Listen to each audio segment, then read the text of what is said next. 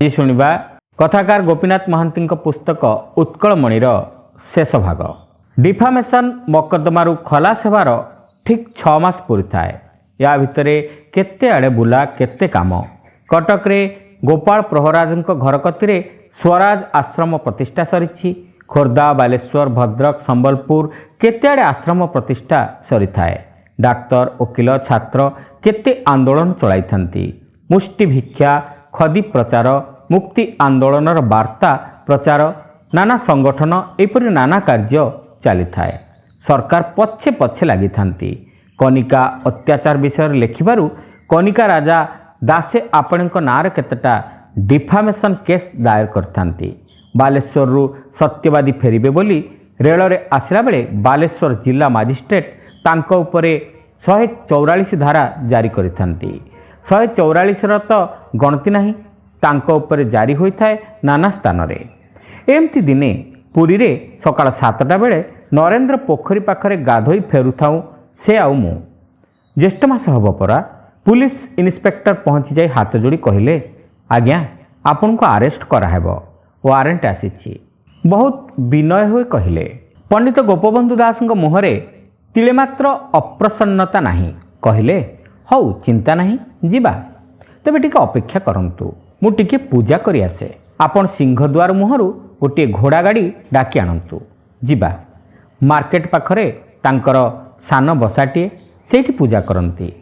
ମୁଁ ଦେଖିଛି ଗିରଫ ହୋଇ ଗଲାବେଳେ ସେ ଜିଦ୍ ଧରନ୍ତି, ଯାନ ନ ଆଣିଲେ ହେବ ନାହିଁ, ନହେଲେ ଅନ୍ୟ କୌଣସି କଥାକୁ ଆପତ୍ତି ନାହିଁ। ହାତକଡ଼ି ପଡ଼ିବାକୁ ବି ଖାତିର ନାହିଁ। ପୁଲିସ କର୍ମଚାରୀ ସେତେବେଳେ ତାଙ୍କୁ ହାତ ଯୋଡ଼ନ୍ତି, ନିଉଛାଳି ହୋଇ କହନ୍ତି, ଆଜ୍ଞା ସଂସାର କରିଛୁ ବୋଲି ସିନା। ପଣ୍ଡିତ ଗୋପବନ୍ଧୁ ଦାସ ତାଙ୍କୁ କହନ୍ତି, ହଉ ହଉ ତୁମେ ତୁମର କର୍ତ୍ତବ୍ୟ କର। ଏମିତି ସ୍ନେହ ରହିଥାଉ। ତାଙ୍କୁ କଟକ ଜେଲରୁ ବାଲେଶ୍ୱର କଚେରୀକି ମକଦ୍ଦମା ବିଚାର ପାଇଁ ନେବା ଆଣିବା କଲାବେଳେ ଯେତେବେଳେ ତାଙ୍କୁ ହାତକଡ଼ା ପକାଇବାକୁ ହୁଏ, ସେତେବେଳେ ବୁଢ଼ା ବୁଢ଼ା ଅଫିସର କାନ୍ଦି ପକାନ୍ତି। ହାତ ଯୋଡ଼ି ମୁଣ୍ଡ ପୋତି ଠିଆ ହୋଇ କାନ୍ଦନ୍ତି। ପଣ୍ଡିତ ଗୋପବନ୍ଧୁ ଦାସ ହାତକଡ଼ି ପଡ଼ିଥିବ, ଓଲଟି ସେମାନଙ୍କୁ ସାନ୍ତ୍ୱନା ଦେବେ, ବ୍ୟସ୍ତ ହେଉଛ କାହିଁକି, ତୁମେ ତୁମର କର୍ତ୍ତବ୍ୟ କରୁଛ। ହଉ ସେ ସମୟ ତ ଆସିନାହିଁ, ତୁମେ ତୁମର କର୍ତ୍ତବ୍ୟ କର। ଭିତରେ ଭିତରେ ସହାନୁଭୂତି ଥାଉ। ଯାଜପୁର କମାଗଡ଼ର ଗୁରୁପ୍ରସାଦ ଦାସ ଡିଏସ୍ପି ହୋଇଥିଲେ। ନିଷ୍ଠାପର ଲୋକ। ପ୍ରତିଦିନ ହୋମ କଲେ ଯାହା କରିବେ, ତୁଣ୍ଡରେ ସବୁବେଳେ ଜୟ ଜଗନ୍ନାଥ। ସେ ପଣ୍ଡିତ ଗୋପବନ୍ଧୁ ଦାସଙ୍କୁ ଭାରି ଭକ୍ତି କରୁଥିଲେ। ରାଞ୍ଚି ଗଲେ ଦାସେ ଆପଣ ତାଙ୍କରି ଘରେ ରହନ୍ତି। ହଁ, ସେଥିର ତାପରେ ପୁଲିସ ଇନ୍ସପେକ୍ଟର ସିଂହଦ୍ୱାରରୁ ଗାଡ଼ି ଆଣି ଅପେକ୍ଷା କଲେ। ଦାସେ ଆପଣ ଗଲେ, ଶ୍ରୀ ଜଗନ୍ନାଥ ମହାପ୍ରଭୁଙ୍କୁ ଦର୍ଶନ କରି ଆସିଲେ। କହିଲେ, ଏଥର ଯିବା। ଗାଡ଼ିରେ ବସିଲେ। ସକାଳ 10ଟାରେ ରେଳ ଚଢ଼ି କଟକ ଆସିଲେ। କଟକ ଜେଲକୁ ନିଆହେଲେ। ମୋ ପାଖେ ଟଙ୍କା ପଇସା ରଖିଥାନ୍ତି, ତେଣୁ ମୁଁ ପୁରୀରେ ରହିଗଲି। ତୟାର ଦିନ କଟକ ଯାଇ ଦେଖା କଲି। କଟକ ଜେଲରେ ରଖା ହୋଇ ତାଙ୍କୁ କେସ୍ ବିଚାର ସକାଶେ ହାତକଡ଼ି ପକାଇ ରେଳରେ ବାଲେଶ୍ୱର ନବା ଆଣିବା କରାଯାଏ। ମୁଁ ତାଙ୍କ ସଙ୍ଗରେ ରେଳରେ ବସେ। ବାଲେଶ୍ୱରରେ ଓହ୍ଲାଇଲେ ମୁଁ ତାଙ୍କ ପାଇଁ ଗାଡ଼ିଟିଏ ଡାକିଦିଏ। ସେଥିରେ ବାଲେଶ୍ୱର ଜେଲକୁ ନିଆ ହୁଅନ୍ତି। ମୁଁ ଯାଏ ବାଲେଶ୍ୱର ସ୍ୱରାଜ୍ୟ ଆଶ୍ରମକୁ, ସେଠୁ ତାଙ୍କ ପାଇଁ ଖାଇବାକୁ ନେଇ ଆସେ। କୋର୍ଟଟିରେ ସେଦିନ ବିଚାର ସରିଲେ ରାତିରେ ତାଙ୍କୁ ରେଳରେ କଟକ ଅଣାହୁଏ। ମୁଁ ବି ଫେରିଆସେ। ତାଙ୍କୁ ନିଆହୁଏ କଟକ ଜେଲକୁ। ମୁଁ କଟକରେ ଥିବା ତକ ଷ୍ଟେସନରେ ଶୁଏ, କିନ୍ତୁ କଟକ ସ୍ୱରାଜ୍ୟ ଆଶ୍ରମରେ ଖାଏ ପିଏ। ଏମିତି କଟିଥିବ ମାସେ। ତାପରେ 1922ର ବର୍ଷା ଆରମ୍ଭ ସମୟ। ମେଘ ଘୋଟି ଆସିଥାଏ, ଅନ୍ଧକାର। ଏମିତି ବେଳେ ଦିନେ କଟକରେ ତାଙ୍କର ବିଚାରଣାର ରାୟ ଶୁଣାଇ ଦିଆଗଲା। ସେ ଭଦ୍ରକରେ 144 ଭାଙ୍ଗିଥିବା ଯୋଗୁଁ 188 ଦଫାରେ 6 ମାସ ବିନାଶ୍ରମ ଜେଲ ଦଣ୍ଡ, ଆଉ ସ୍ୱରାଜ୍ୟ ସେବକ ସଂଘ ଗଠନ କରିଥିବା ଯୋଗୁଁ କ୍ରିମିନାଲ ଆମେଣ୍ଡମେଣ୍ଟ ଆକ୍ଟର 17 ଦଫାରେ 2 ବର୍ଷ ବିନାଶ୍ରମ ଜେଲ ଦଣ୍ଡ, ଏକାଠି 2ଟା ଯାକ ଦଫାର ଦଣ୍ଡ ଭୋଗିବାକୁ ପଡ଼ିବ। ଅର୍ଥାତ୍ ଉଭୟ ମକଦ୍ଦମାରେ ଗାୟମୋଟ 2 ବର୍ଷ ବିନାଶ୍ରମରେ ଜେଲ। ସେଦିନ ବି ଚାରିଆଡ଼େ ଲୋକାରଣ୍ୟ, ଚାରିଆଡ଼େ ଘୋର ଉତ୍ତେଜନା। ସହରଯାକ ପୁଲିସ ଜାଗତିଆର, କଡ଼ା ପ୍ରହରା। କଟକ ପାଳିଲା ହରତାଳ। ପଣ୍ଡିତ ଗୋପବନ୍ଧୁ ଦାସଙ୍କୁ 2 ବର୍ଷ ଜେଲ। ତୁଣ୍ଡକୁ ତୁଣ୍ଡ ବାର୍ତ୍ତା ଖେଳିଗଲା। ଗାଁରୁ ସହର ଯାକେ ଘରେ ଘରେ ଚହଳ ପଡ଼ିଗଲା। ମୋତେ କହିଲେ, ରାମା 2 ବର୍ଷ ଲାଗି ମୋର ଯାହା ଯାହା ଦରକାର କୌପୁନୀ ଠାରୁ ବହିଯାଏ, ସେ ଲୁଗା ତଳେ କୌପୁନୀ ପିନ୍ଧୁଥିଲେ। ସବୁ ମୋତେ ଯୋଗାଇ ଦିଅ, ଯାହା ଯାହା ଦରକାର କାଗଜରେ ଟିପି ଦେଲେ। ଟିପା ନେଇ ସତ୍ୟବାଦୀ ଗଲି। ଶ୍ରୀଯୁକ୍ତ ରାଧାନାଥ ରଥ ସେଇଠି ଥାନ୍ତି। ସେଇଠି ସତ୍ୟବାଦୀ ପ୍ରେସ୍ ଥାଏ। ସମାଜ କାଗଜ ସେଇଠୁ ବାହାରୁଥାଏ। ସେ 2 ବର୍ଷ ଯାକ ମୁଁ ସତ୍ୟବାଦୀ ସ୍କୁଲରେ ରହିଲି। ସେତେବେଳେ ପଣ୍ଡିତ କୃପାସିନ୍ଧୁ ମିଶ୍ର ହେଡ଼ମାଷ୍ଟର ହୋଇଥିଲେ। ପଣ୍ଡିତ ଗୋପବନ୍ଧୁ ମୋତେ କହିଯାଇଥିଲେ, ରାମା ତୁ ଲୁଗା ବୁଣି ଶିଖ। ମୁଁ ଜେଲରୁ ଫେରିଲା ବେଳକୁ ଦେଖିବି ତୁ ନିଜ ହାତରେ ସୂତା କାଟି ଲୁଗା ବୁଣି ପିନ୍ଧୁଥିବୁ। ମୁଁ ତାଙ୍କର ଆଦେଶ ପାଳିଲି। ଦିନକୁ 10 ହାତ 12 ହାତ ଲେଖାଏଁ ଲୁଗା ମୁଁ ବୁଣେ। କନିକା ଡିଫାମେସନ୍ କେସ୍ ବିଚାର ସକାଶେ ତାଙ୍କୁ କଟକ ଜେଲରେ 6 ମାସ ଖଣ୍ଡେ ରଖାଗଲା। ସେ ମକଦ୍ଦମା ଉଠାଇ ନିଆଗଲା। ସେଇଠୁ ଦିନେ ରାତିରେ ତାଙ୍କୁ ରେଳରେ ବସାଇ ହଜାରିବାଗ ଜେଲକୁ ନିଆଗଲା। 1924 ସାଲରେ ବର୍ଷା ଋତୁ ଆରମ୍ଭ ବେଳେ ଦିନେ ତାଙ୍କ ଜେଲ ଦଣ୍ଡର ମିଆଦ ସରିଗଲା। ତାଙ୍କୁ ହଜାରିବାଗ ଜେଲରୁ ଖଲାସ କରାଗଲା। ସେ ସେଠୁ ରେଳରେ କଟକରେ ଓହ୍ଲାଇବେ। ତାର 2 ଦିନ ଆଗରୁ ମୁଁ କଟକ ଯାଇ ଶ୍ରୀ ଗୋପବନ୍ଧୁ ଚୌଧୁରୀଙ୍କ ଘରେ ରହିଥାଏ। ସେଦିନର ଛବି ମୋ ଆଖି ଆଗରେ ନାଚି ଯାଉଛି। କଟକ ଷ୍ଟେସନରେ ହଜାର ହଜାର ଲୋକଙ୍କର ଭିଡ଼। କଟକ ମ୍ୟୁନିସିପାଲିଟି ବହୁତ ସାଜସଜା କରିଥାଏ। ଲୋକେ ବେକ ଉହୁଙ୍କେଇ ଅନେଇ ରହିଥାନ୍ତି। ଏକ୍ସପ୍ରେସ୍ ଗାଡ଼ି ଆସୁଥିବାର ଦିଶିଲା। ମଣିଷ ସମୁଦ୍ର ସତେ ଯେମିତି ଉଛୁଳି ପଡ଼ିଲା। ଗର୍ଜନ ଉଠୁଥାଏ, ମହାତ୍ମା ଗାନ୍ଧୀ କି ଜୟ, ପଣ୍ଡିତ ଗୋପବନ୍ଧୁ ଦାସ କି ଜୟ। ଏକ୍ସପ୍ରେସ୍ ଠିଆ ହେଲା। ଦେଶର ଭାଇ ଭଉଣୀଙ୍କ ମୁହଁକୁ ଅନାଇ ହାତ ଯୋଡ଼ି ନମସ୍କାର କଲେ। ସେ ଗାଡ଼ି ଦୁଆର ମୁହଁରେ ଠିଆ ହୋଇଥାନ୍ତି। ତାଙ୍କ ଆଖିରୁ ଲୁହ ଧାର ଧାର ଗଡ଼ି ପଡ଼ୁଥାଏ। କେତେ କାନ୍ଦୁଥାନ୍ତି। କି ଉତ୍ତେଜନା, କି ଉନ୍ମାଦନା। ଚାରିଆଡ଼ୁ ଶଙ୍ଖ ହୁଳହୁଳି ବାରମ୍ବାର ଧ୍ୱନି ଉଠୁଥାଏ, ଭାରତ ମାତା କି ଜୟ, ମହାତ୍ମା ଗାନ୍ଧୀ କି ଜୟ, ପଣ୍ଡିତ ଗୋପବନ୍ଧୁ ଦାସ କି ଜୟ, ସ୍ୱାଧୀନ ଭାରତ କି ଜୟ। ଚାଲିଲା ତାଙ୍କୁ ଘେନି ନାହିଁ ନଥିବା ପଟୁଆର କଟକ ସ୍ୱରାଜ ଆଶ୍ରମ ଆଡ଼େ। ଲୋକେ ଅନୁଭବ କରୁଥାନ୍ତି ତାଙ୍କର ଅତି ପ୍ରିୟ, ଅତି ଆପଣାର ମଣିଷ, ଆପଣା ପରିବାରର ମଣିଷ ପୁଣି ଲେଉଟି ଆସିଛନ୍ତି ତାଙ୍କ ପାଖକୁ। ସେ ସମ୍ବର୍ଦ୍ଧନା ଘଟି ଯାଇଥାଏ ଆପେ ଆପେ। ସେ ଦେଶ ଗୋଟାକର ଆପଣାର ରକ୍ତ ସମ୍ପର୍କ ଠାରୁ ବି ବଳି ଜାତି ଧର୍ମ ନିର୍ବିଶେଷରେ ସମସ୍ତଙ୍କର ପରମ ଆତ୍ମୀୟ। ତାହା ଭିତରେ ଜ୍ଞାତି କୁଟୁମ୍ବ ବିଚାର ମନେ ପଡ଼େ ନାହିଁ। ତଥାପି ସେ ବି ତ ଗୋଟିଏ ପରିବାରରେ ଜନ୍ମ ହୋଇଥିଲେ, ଗୋଟିଏ ପରିବାରରେ ବିବାହ ହୋଇଥିଲେ। ରଖିଗଲେ ଯୋଡ଼ିଏ ଝିଅ, ବଡ଼ ସାରଙ୍ଗିଣୀ ଅଧ୍ୟାପକ ରତ୍ନାକର ପତିଙ୍କ ସହଧର୍ମିଣୀ, ସାନ କେତକୀ ବୀରପ୍ରତାପପୁର ନାରାୟଣ ମିଶ୍ରଙ୍କର ସହଧର୍ମିଣୀ। 2 ଝିଅଙ୍କର ପୁଅମାନେ ବି କେହି କେହି ଅଧ୍ୟାପକ ହେଲେ। ଯେପରି ଅଧ୍ୟାପକ ଡକ୍ଟର ସତ୍ୟବାଦୀ ମିଶ୍ର, ସେ କେତକୀ ଦେବୀଙ୍କ ପୁଅ, ଓ ଅଧ୍ୟାପକ ଡକ୍ଟର ତ୍ରିବିକ୍ରମ ପତି, ସେ ସାରଙ୍ଗିଣୀ ଦେବୀଙ୍କ ପୁଅ। ପଣ୍ଡିତ ଗୋପବନ୍ଧୁଙ୍କର ପୁଅ ନଥିଲେ। ମୁଁ ଦେଖିଲା ବେଳକୁ ତାଙ୍କ ସ୍ତ୍ରୀ ମରିଯାଇଥିଲେ। ତାଙ୍କ ସାନ ଝିଅ କେତକୀ 10-12 ବର୍ଷର।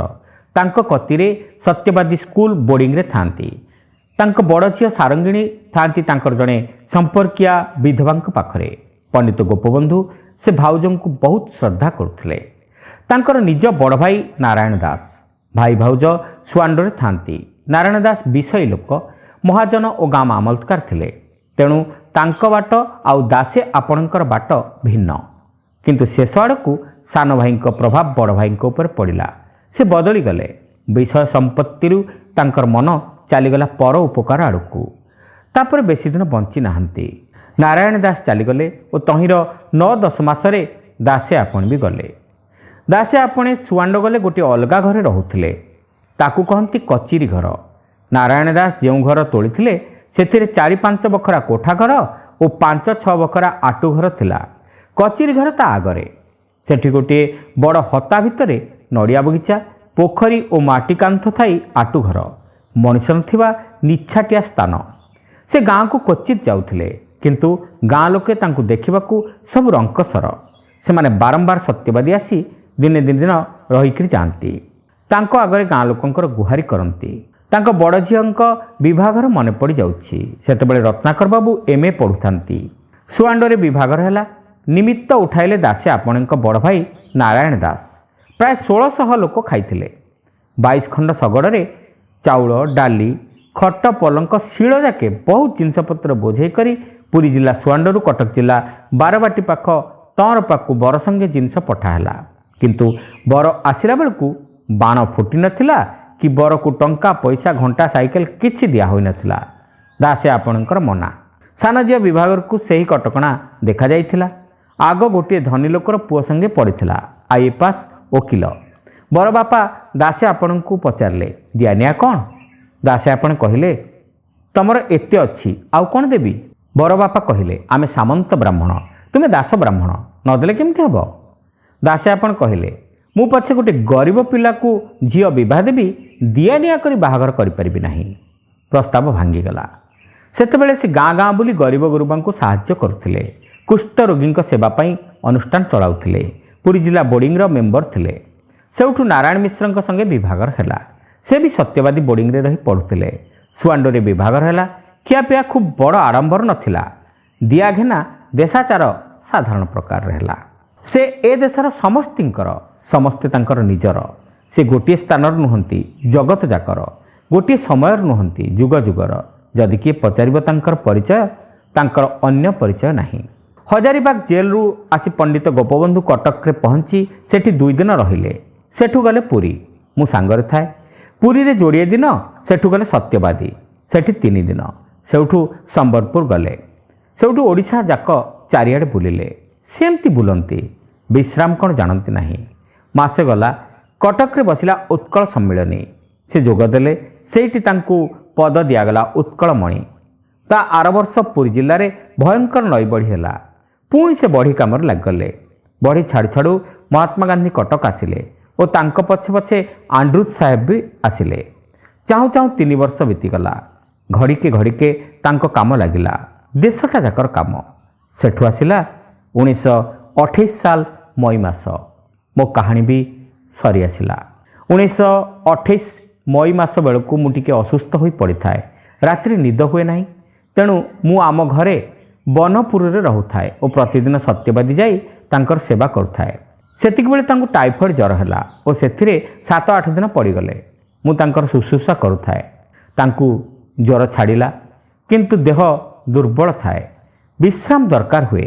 सेतिक बेले खबर पाइले जे कलिकता बड़ बजार सूताकल ओडिया श्रमिक मानकर से जो संघ गढ़ी सेठी कौन अड़ुआ होइछि और तांकर सेठिकी न गले न चले। 15 दिन होइथिबो ज्वर छाड़ी न थाए। स्वास्थ्य भंगा देह एते सरी से से बाहरी पड़िले। कलिकतार ज्वर लेउटिला। सत्यवादी फेरी आसिले। ज्वर आहुरी बढ़ीगला। पुरीर सिविल सर्जन देखुथांती। चिकित्सा हेउथाए। नेत्र उत्सव दिन संज 7टा बेले से जीवन रे शेष थर उपासना कले। तापरे 7:25 रे से ए संसार रु चलीगले। से दिन मु नथाए। खबर पाई तयार दिन सकाळ 9टा बेलू आसला बेलू शव संस्कार सरी थाए।